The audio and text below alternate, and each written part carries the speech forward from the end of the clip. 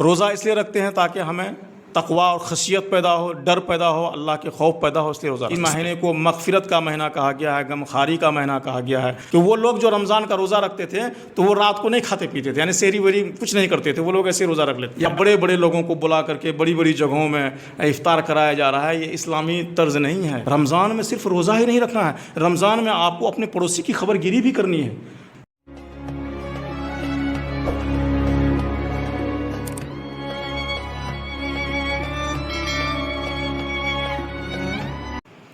بسم اللہ الرحمن الرحیم۔ یا ایھا الذین آمنوا کتب علیکم الصیام کما کتب علی الذین من قبلکم لعلکم تتقون۔ صدق اللہ العلی العظیم۔ یہ بہت ہی خوش قسمتی ہے آپ کی اور ہماری کہ اس پاک اور بابرکت مہینے کے موقع سے آپ حضرات یہاں پر رمضان المبارک کی فضیلت، اس کی اہمیت اور اس عبادات کی خصوصیت کے بارے میں کچھ معلومات حاصل کرنے کے لیے، مجھے بھی فائدہ پہنچانے کے لیے اور عام لوگوں کو بھی فائدہ پہنچانے کے لیے تشریف لائے۔ سب سے پہلے تو ہم آپ کی اس پیش قدمی پر اور آپ کے اس پروگرام پر آپ کو مبارکباد پیش کرتے ہیں، اور آپ کے لیے خاص طور پر اللہ رب العزت سے دعا کرتے ہیں کہ رمضان المبارک کی برکت سے آپ کو زیادہ سے زیادہ مستفیض فرمائے اور تمام امت مسلمہ کو مستفیض فرمائے۔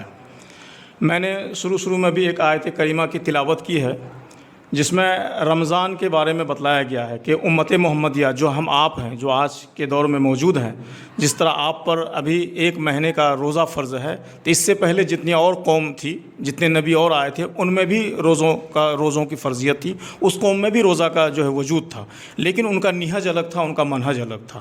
ہم لوگوں کا روزہ رکھنے کا طریقہ الگ ہے، ان کا طریقہ الگ تھا۔ ہم لوگوں کے ایام کچھ ہیں، ان لوگوں کا ایام کچھ تھے، تو اس طرح کی باتیں ہیں۔ تو رمضان کا روزہ رکھنے کا مطلب، اس قرآن کی آیت میں ایک چیز ہم نے ابھی آپ کے سامنے تلاوت کی، لعلکم تتقون، تاکہ تم پرہیزگار اور متقی بن جاؤ۔ رمضان کا مطلب یہ ہوتا ہے کہ آدمی طلوع فجر سے پہلے سے لے کر کے پورا دن بھوکھا پیاسا رہے، اپنے نفس پر کنٹرول کرے اور غروب آفتاب کے وقت افطار کرے، اسی کو روزہ کہتے ہیں۔ روزہ اس لیے رکھتے ہیں تاکہ ہمیں تقوی اور خشیت پیدا ہو، ڈر پیدا ہو، اللہ کے خوف پیدا ہو، اس لیے روزہ رکھتے ہیں۔ اور اس روزہ کی فضیلت یہ ہے کہ رمضان آنے سے پہلے نبی کریم صلی اللہ علیہ وسلم، حدیث میں آتا ہے کہ نبی کریم صلی اللہ علیہ وسلم دعا فرماتے تھے کہ یا الہ العالمین، رجب اور شعبان کے مہینے میں برکت فرما اور رمضان کے مہینے تک ہمیں پہنچا۔ حدیث کا مفہوم ہے، نبی کریم صلی اللہ علیہ وسلم فرماتے تھے کہ بلغنا رمضان، کہ رمضان تک ہمیں پہنچا، اس کی فضیلت تھی۔ اور صحابہ کرام کو اس کی تیاری کے بارے میں بتاتے تھے کہ یہ کتنا خصوصیت کا حامل مہینہ ہے، اس مہینے کو مغفرت کا مہینہ کہا گیا ہے، غمخواری کا مہینہ کہا گیا ہے، صبر کا مہینہ کہا گیا ہے۔ اور سب سے بڑی بات تو یہ ہے کہ ابھی جو آپ لوگ آئے ہیں، بالکل آخر عشرے میں آئے ہیں، اور اسی عشرے میں شب قدر بھی ہے، اور شب قدر کی اتنی بڑی فضیلت ہے جس میں قرآن کا نزول ہوا، اور شب قدر کے بارے میں بتایا جاتا ہے، اور آپ اس کی آیت ہے اس میں کہ یہ ہزاروں لاکھوں کیا کہتے ہیں راتوں سے بڑھ کر یہ رات ہے۔ شہر رمضان الذی انزل فیہ القرآن، کہ اللہ رب العزت نے قرآن کریم کا نزول جو ہے اسی مہینے میں فرمایا، اور وہ بھی شب قدر میں فرمایا۔ اب شب قدر کے بارے میں بھی اب اتنی فضیلت ہے جس کے بارے میں اتنا بتایا جاتا ہے، آپ لوگ جان ہی رہے ہیں کہ شب قدر اگر کوئی شخص پا جاتا ہے تو وہ ایسا معصوم ہو جاتا ہے جیسے آج ہی ماں کے پیٹ سے جنم لیا ہو۔ اور شب قدر کو ڈھونڈنے کا اتنا بہتر اور آسان راستہ اختیار کر دیا، اس لیے کہ اسلام آسانی کا نام مذہب ہے۔ اسلام میں کوئی چیز دشوار نہیں ہے۔ اسلام ایک ایسا مذہب ہے جو آسانی کا درس دیتا ہے۔ اسلام اخلاق، کردار اور اچھی صحت کا نام اسلام ہے۔ یہ نہیں ہے کہ اس میں کوئی زور زبردستی، لا اکراہ فی الدین، دین کے اندر میں کسی طرح کی کوئی زبردستی نہیں ہے، بلکہ اسلامی ایک ایسا مذہب ہے۔ تو اس کا خلاصہ یہ ہے کہ آپ شب قدر کو ابھی بتایا جاتا ہے کہ اخیر عشرے میں پایا جاتا ہے، 10 رات ہے، لیکن اس میں بھی تخصیص کر دی گئی ہے کہ 21ویں کو ڈھونڈ لیجئے، 23ویں کو ڈھونڈ لیجئے، 25ویں کو ڈھونڈ لیجئے، 27 کو ڈھونڈ لیجئے، 28 یا 29 کی رات کو ڈھونڈ لیجئے، ان راتوں میں آپ کو شب قدر مل جائے گا۔ اتنی اہمیت ہے، تو ہمیں چاہیے، اور ہم اس کے ذریعے سے لوگوں کو یہ پیغام بھی دینا چاہتے ہیں کہ ہر کوئی شخص یہ چاہے کہ شب قدر کی تلاش کرے اور اپنی مغفرت کرائے، اپنے پرکھوں کی مغفرت کرائے، اپنے آباء و اجداد کی مغفرت کرائے، اور ساتھ ساتھ رمضان مبارک کے اندر میں شب قدر کے علاوہ جو ہمارا شروع سے ایک مشغلہ ہوتا ہے کہ ابھی ایک فرض 70 فرض کے برابر ہو جاتا ہے، ایک نفل ایک فرض کے برابر ہو جاتا ہے، ان چیزوں کا اہتمام کریں، تلاوت قرآن کا اہتمام کریں، جتنا آپ قرآن پڑھیں گے، جتنی تلاوت کریں گے اتنا ثواب ملے گا، آپ کے مرحومین کو ثواب ملے گا، ان چیزوں کا اہتمام کریں۔ اس کے علاوہ رمضان میں ایک چیز اور ہے، جس طرح افطار ہے اور سحری ہے، سحری کھا کر کے آپ روزہ رکھیں، چاہے آپ ایک کیا کہتے ہیں کھجور کا ایک دانہ ہی کھا لیں یا ایک گھونٹ پانی ہی پی لیں، لیکن کریں، اس لیے کہ ہمارے رمضان میں اور اہل کتاب کے رمضان میں فرق ہے۔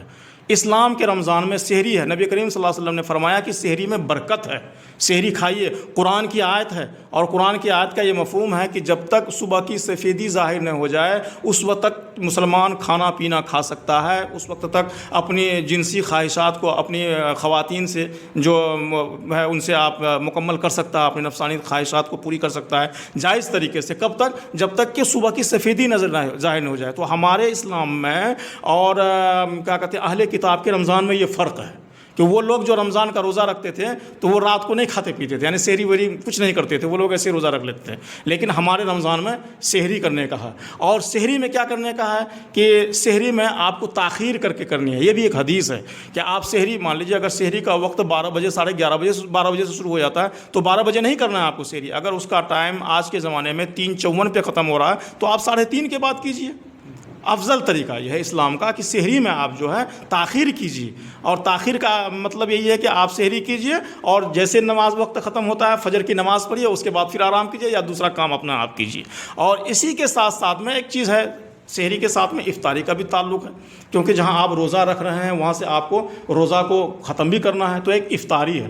افطاری کب کرتے ہیں؟ جب دن غروب ہوتا ہے، جب دن غروب ہوتا ہے اور سورج غروب ہونے لگتا ہے تو اس وقت ایک اذان ہوتی ہے۔ اس کے بارے میں بھی حدیث ہے کہ آپ افطاری میں بھی تاخیر نہیں کیجیے، سحری میں تاخیر کیجیے، افطاری میں جلدی کیجیے۔ اور کتنی جلدی؟ زیادہ سے زیادہ تاخیر آپ 2 منٹ کر سکتے ہیں۔ اگر آج کے زمانے میں 6:54 6:04 یا 6 منٹ پر ہے افطاری، تو آپ مشکل سے 6:07 پہ کر سکتے ہیں۔ 1 منٹ 2 منٹ تاخیر کر لیجیے، اس میں تاخیر کا حکم نہیں ہے۔ اور افطاری میں بھی بہت برکت ہے۔ حضور اکرم صلی اللہ علیہ وسلم نے اپنے مجمع میں صحابہ سے ہمیشہ کہا ہے کہ افطاری میں بہت برکت ہے، افطاری کیا کرو۔ اور کئی مرتبہ صحابہ رضوان اللہ علیہ اجمعین نے کہا کہ اے نبی کریم صلی اللہ علیہ وسلم، اگر ہم روزہ دار کو افطار کرائیں گے تو کیا ہمارے روزے میں کوئی کمی تو نہیں آ جائے گی؟ ہمیں ثواب میں تو کمی نہیں آ جائے گی؟ تو نبی کریم صلی اللہ علیہ وسلم نے کہا ایسا کچھ نہیں ہے، آپ جس روزے دار کو افطار کرائیں گے جتنا ثواب آپ کو ملے گا اتنا ثواب ان کو بھی ملے گا، ان کے ثواب میں سے کوئی کٹوتی نہیں ہوگی اور آپ کے ثواب میں کوئی زیادہ کوئی ایڈ نہیں ہونے والا ہے، بلکہ آپ افطار کرائیے، افطار جس کو کرائیں گے اس کو بھی ثواب ملے گا، اور آپ جو کرا رہے ہیں آپ کو تو اللہ اجر دے گا ہی، اس میں کوئی کمی نہیں آئے گی۔ پھر اسی مجلس میں یا اور دیگر مجلس میں حدیثوں میں آتا ہے کہ صحابہ رضوان اللہ اجمعین نے کہا کہ نبی کریم صلی اللہ علیہ وسلم ہم لوگ کہاں سے افطار کرا پائیں گے؟ سبھی تو صاحب وسعت نہیں ہیں، کوئی کمزور ہیں، غریب ہیں، تو کہا کہ کوئی ضروری نہیں ہے کہ آپ پیٹ بھر کے افطار کرائیں، ایک گھونٹ پانی راہگیر کو چلتے ہوئے پلا دیں تو یہ بھی ایک افطاری کا ثواب آپ کو ملے گا، ایک کھجور کا ٹکڑا ایک دانہ کھلا دیں یہ بھی افطاری کا ثواب ملے گا، کوئی ضروری نہیں ہے کہ آپ پیٹ بھر کے اس کو افطار کرائیں۔ تو خلاصہ یہ ہے کہ افطار کرنے میں آپ کیا کریں؟ جلدی کریں اور افطار کرنے کے رواج کو بڑھائیں۔ ابھی موجودہ دور میں جو ایک رواج بن پڑا ہے، اب بات آ گئی اس لیے میں اس بات کو رکھ رہا ہوں کہ ابھی جو افطار پارٹیاں ہو رہی ہیں یا بڑے بڑے لوگوں کو بلا کر کے بڑی بڑی جگہوں میں افطار کرایا جا رہا ہے، یہ اسلامی طرز نہیں ہے۔ روزے دار کو افطار کرائیے، غریب لوگ غربا کو، پڑوسی کو، آپ کے آس پاس میں جو حاجت مند ہیں، بہت سارے روزے دار ایسے ہیں جس کے پاس افطار کرنے کی وسعت نہیں ہے، سکت نہیں ہے، آپ ان کی خبر گیری کیجیے، معلومات کیجیے، ان کو افطار کرائیے، ان کی ضروریات کو سامان پہنچائیے، رمضان کے موقع سے ان کی حاجت روائی کیجیے، یہ نیکی ہے۔ رمضان میں صرف روزہ ہی نہیں رکھنا ہے، رمضان میں آپ کو اپنے پڑوسی کی خبر گیری بھی کرنی ہے، رمضان میں آپ کو یہ بھی دیکھنا ہے کہ ہمارے آس پاس میں جو لوگ ہیں ان کے گھر میں خرچ ہے یا نہیں ہے، اس چیز کو بھی دیکھنا ہے۔ جب یہ ایک طرح سے نہیں بتاتے ہیں کہ اس میں جو ہے ڈیوائڈ کیا گیا ہے کہ 3 عشرے ہیں، اس میں پہلا عشرہ، دوسرا عشرہ، تیسرا عشرہ، رحمت کا، مغفرت کا، بخشش کا، ایک حدیثوں میں آتا ہے، وہ اس میں قول ہے بہت سارا یہ، لیکن ایک فضیلت بیان کرتے ہیں کہ اس مہینے میں رحمت ہوتی ہے، اس مہینے میں برکت ہوتی ہے، اس مہینے میں مغفرت ہوتی ہے، لیکن خلاصہ یہ ہے کہ پورے رمضان کا مہینہ ہی برکت، رحمت، مغفرت کا مہینہ ہے، اور یہ مہینہ اللہ کا مہینہ ہے۔ اللہ نے کہا ہے کہ یہ میرا مہینہ ہے۔ اللہ رب العزت نے یہاں تک کہا ہے، ایک حدیث کا مفہوم ہے کہ روزہ میں ہوں، اور دوسری حدیث میں ہے کہ روزہ کا بدلہ میں دوں گا، کسی عبادت کے بارے میں اس طرح نہیں کہا گیا ہے جس طرح رمضان کے روزے کے بارے میں کہا گیا ہے. تو اس کی ایک اہمیت ہے. اس اہمیت کے مطابق ہم کو رمضان کا روزہ رکھنا چاہیے. اور اس رمضان کے روزہ رکھنے میں امت محمدیہ کی بہت خصوصیات ہیں. لمبی حدیث آپ نبی کریم صلی اللہ علیہ وسلم نے فرمایا کہ 5 ایسی خصوصیات ہیں اس امت مسلمہ کے رمضان میں جو دوسری قوم میں دوسری امت کے روزوں میں وہ خصوصیت وہ فضیلت نہیں تھی. ان میں سے یہ بھی ہے کہ اس رمضان کے روزے دار کے جو منہ کی بدبو ہوتی ہے اللہ رب العزت مشک سے زیادہ اس کو پسند فرماتے ہیں. یہ امت مسلمہ ہی کی خصوصیت ہے. یہ چیزیں بہت زیادہ آ چکی ہیں اور آپ لوگ اس چیز کو دیکھ ہی رہے ہیں. تو کہنے کا یہ خلاصہ ہے کہ رمضان مبارک جو فضیلت کا مہینہ چل رہا ہے اس کو ہم اہتمام سے ادا کریں. اور رمضان کا جو معنی اور مفہوم ہے اور رمضان کے بارے میں بتایا جاتا ہے کہ شیاطین کو مقید کر دیا جاتا ہے. رمضان میں جنت کے دروازے کھول دیے جاتے ہیں. روزے داروں کے لیے ایک باب ریان کا قیام کیا گیا ہے, اسی سے روزے دار جائیں گے. حدیث میں آتا ہے کہ رمضان میں جہنم کے دروازے بند کر دیے جاتے ہیں. حدیث میں یہاں تک آتا ہے کہ رمضان کے مہینے میں جہنم سے لوگوں کو نکال کے جنت میں ڈالا جائے گا اور جہنم کو پورا بند کر دیا جائے گا. یہ حدیث کا مفہوم ہے, حدیث میں آتا ہے. تو یہ رمضان کی خصوصیت ہے. اس لیے نبی کریم صلی اللہ علیہ وسلم رمضان آنے سے 2 مہینہ قبل رجب میں ہی رمضان آنے کے انتظار کرتے تھے کہ رمضان آ رہا, اور دعا کرتے تھے یا اللہ ہماری عمر کو اور ہمارے لوگوں کو رمضان کے مہینہ تک پہنچا دے تاکہ ہم وہاں پر سعادت حاصل کریں. جب نبی کریم صلی اللہ علیہ وسلم اس مہینے کی فضیلت و اہمیت کے خاطر اللہ رب العزت سے دعا کرتے تو ہم تو اس کی امتی ہیں اور ہم آج رمضان کے مہینے میں آئے ہوئے ہیں. تو ہمیں یہ چاہیے کہ ہم اپنے رمضان کو, اور حدیث میں آتا ہے کہ جس شخص نے رمضان کے روزے کو مکمل احتساب کے ساتھ, دیانتداری کے ساتھ, مکمل محاسبے کے ساتھ رمضان کا روزہ رکھا, اللہ رب العزت اس کے گناہوں کو معاف کر دیتے ہیں. اور جس شخص نے رمضان کے راتوں کو قیام کیا, ایک چیز چھوٹ رہی تھی میری, وہ اس ضمن میں آ گیا, تراویح کا مسئلہ تھا کہ تراویح بھی جو ہے یہ سنت مؤکدہ ہے, تراویح کو پڑھنا ہے. تو حدیث میں آتا ہے کہ جس شخص نے رمضان کا قیام کیا اللہ رب العزت ان کے گناہوں کو, پچھلے گناہوں کو معاف فرما دیتے ہیں. تراویح یہ سنت مؤکدہ ہے. اور ایک چیز کو سمجھیے, ایک ہے قرآن کا سننا ہے, ایک ہے نماز تراویح کی ادائیگی کرنی. دونوں سنت ہے. قرآن کو سننا بھی سنت ہے, نماز تراویح بھی سنت ہے. قرآن کو آپ 30ویں جب تک عید کی چاند نہیں ہو جاتی اس وقت تک سنیے. یہ تراویح کی نماز آپ کو اس وقت تک پڑھنی. یہ نہیں کہ بہت لوگ بھی پڑھ رہے نا 5 دن میں ختم کر لیا, 6 دن میں کر لیا, ٹھیک ہے, لیکن یہ کوئی مستحب طریقہ نہیں ہے. یہ کوئی افضل طریقہ نہیں ہے کہ آپ قرآن کو 5 دن میں ختم کر لیے اس کے بعد اپنی دنیاوی زندگی میں لگ گئے ہیں اور آپ 25 دن تراویح کو چھوڑ دیے. دوستو, تراویح پڑھنا, تراویح کی نماز سنت مؤکدہ ہے اور عید کی چاند کی رات تک آپ کو پڑھنا ہے. لیکن اس میں ہماری غفلت ہو رہی ہے. ہم اپنی دوسری ضروریات کو نمٹنے کے لیے 5 دن میں 6 دن میں پڑھ لیتے ہیں, اس کے بعد آزاد ہو جاتے ہیں. آزاد نہیں ہونا چاہیے. ٹھیک ہے, آپ قرآن پڑھ لیتے ہیں تو آپ سورت تراویح کا اہتمام کیجیے. اگر دوسری جگہ قرآن کی کہیں تکمیل ہو رہی ہے, کہیں اور ختم قرآن مان لیے دوسری جگہ شروع ہو رہا تو آپ اس میں شامل ہو جائیے. ابھی جب آپ کے سامنے بتلایا گیا کہ آپ جتنا ہی ثواب کیجیے گا اس کا 70 گنا فائدہ آپ کو ملے گا تو آپ کرتے جائیے. یہی پیغام ہم آپ کے ذریعہ سے دینا چاہیں گے اور آپ لوگوں نے اس مشن کو اٹھایا ہے, بہت اچھی بات ہے. ہاں, اسی طرح ایک مسئلہ ہو گیا آپ کا اعتکاف کا. اعتکاف کی بھی ایک اہمیت ہے اور نبی کریم صلی اللہ علیہ وسلم اور صحابہ کے دور میں بھی ایسا ہوا ہے کہ اخیر عصرے میں اعتکاف کیا جاتا ہے.